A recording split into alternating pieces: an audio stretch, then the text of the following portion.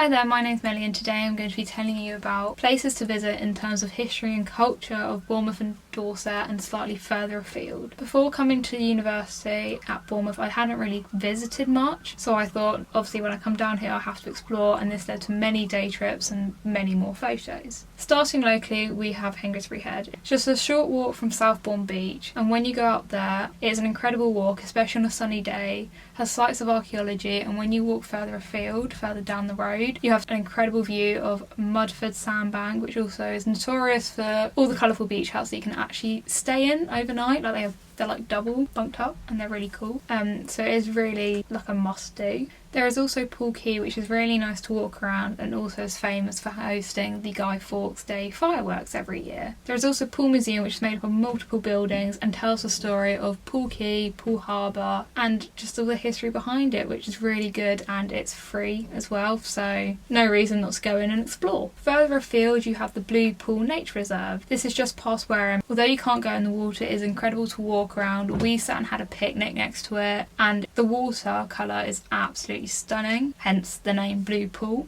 I would definitely say this is a must visit, and it's only about like £5. Next, one of the most famous ones that you've probably heard of is Durdle Door. Based on the Lulworth estate, it is a natural limestone arch and it is off an incredible beach, which is insane in the summer.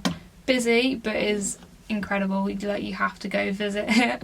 Certainly extremely photographic. I can say I have many photos on both my camera and my phone. It is just amazing, I guess, and we're very lucky to have it all so close. Durdle Door is definitely an amazing day trip. It is a walk downhill and I have to admit an extremely tiring walk back up. It's really close also to Lulworth Cove, which is another cove pretty much. That is really nice, got an amazing beach, and I bring my paddleboard down there. It's really peaceful. Similarly, there's Swanage. You've probably heard of your local coastal town. It's got some amazing fish and chips, and just along from it is Old Harry's Rocks. The rocks are a chalk formation, and from like the top of the cliff top, incredible to view. You can sometimes see them from sandbanks and like the edge of Bournemouth as well, so you don't have to drive around. It's actually classified as a UNESCO heritage site, so definitely one of the places to tick off the list. It is a bit scary when you're watching from high up. As long as you don't step too close to the edge, like, you're good. Lastly, there are some amazing places you can also visit outside of Dorset and Bournemouth. First, I would say definitely make a trip